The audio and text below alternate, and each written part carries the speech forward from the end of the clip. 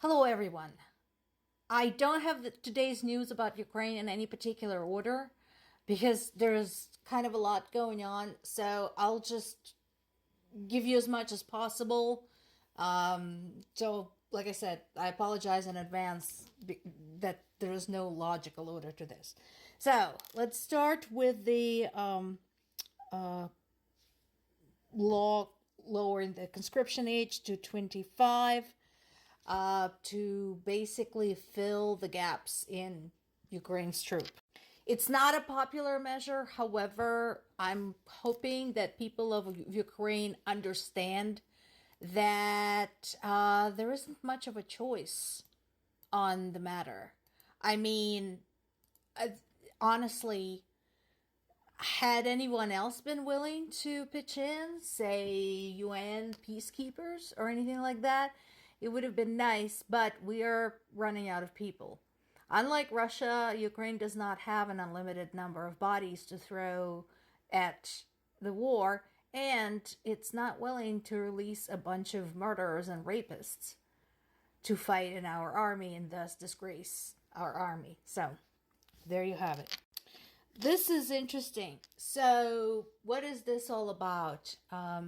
This has to do with the investigation going on in Hague in the International Criminal Court, looking at the war in Ukraine as basically one gigantic war crime.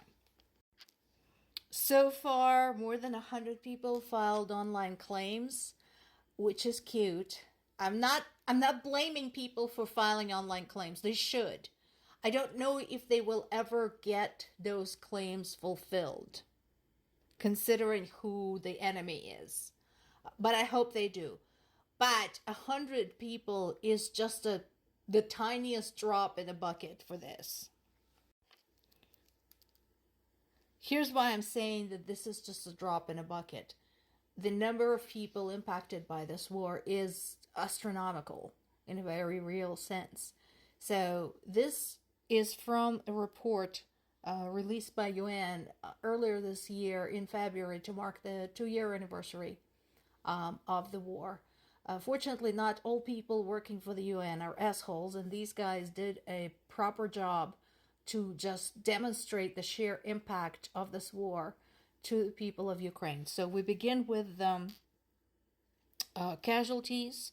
We had over 30,000 civilian casualties. Remember, this does not include military casualties. This is just civilian, including 10,500 killed and almost 20,000 injured. And again, notice that little note they snuck in there saying the real numbers are likely to be higher, understandably, because it's kind of hard to keep track when there's rockets flying overhead. In addition, millions of people have been displaced, thousands have lost their homes, and hundreds of medical and educational institutions have been destroyed completely. So that's why I'm saying, 100 people who filed the claims is just a beginning. In addition, of course, there are hundreds of thousands of people who were traumatized by the events, thousands of people who were victim to civil rights and human rights violations by the Russian invaders. And the last but not the least, 14.6 million people, fully 40% of Ukrainian population, remain in need of some form of humanitarian assistance. And 2.2 million refugees require assistance in the neighboring countries. That's just recently. That's on top of other refugees. So there was a bunch of refugees whom they were able to feed and clothe and house and educate and put to work and so on and so forth. This is still the refugees, this group, who haven't been, placed somewhere yet. So I fully expect the claims to reach, if not millions, then hundreds of thousands.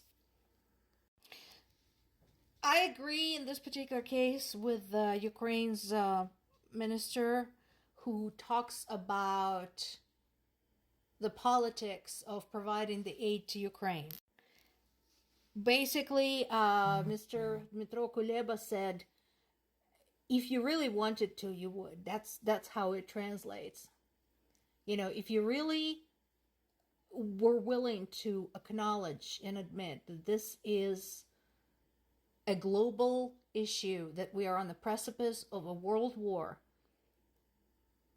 if you stopped using the isolationist mentality that was so fatal to so many in World War II, you could just give us what we need so that we could continue holding the fort.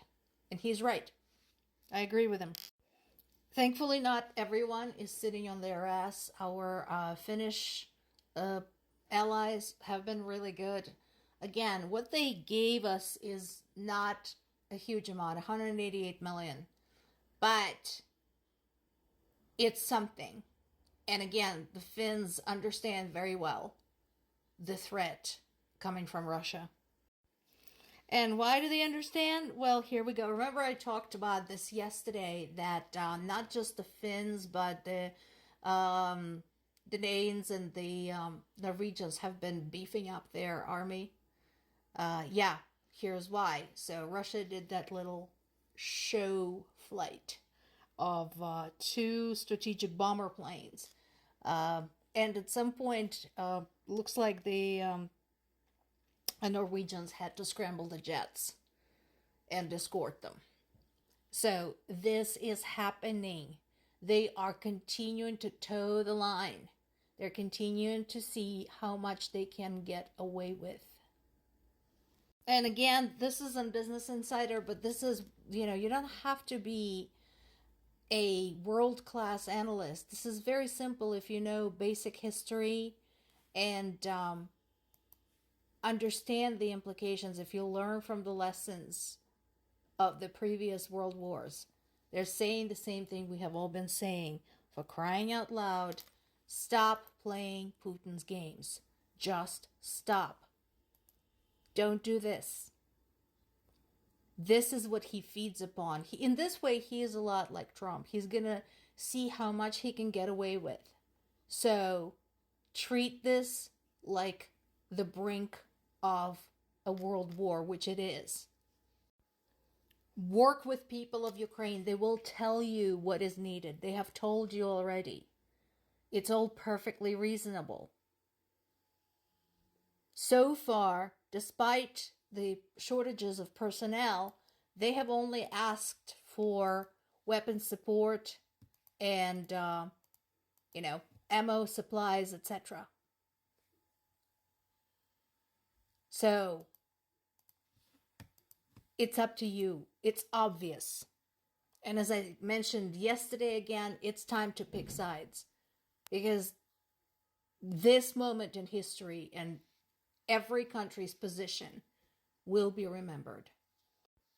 So, this is blue sky, so to speak.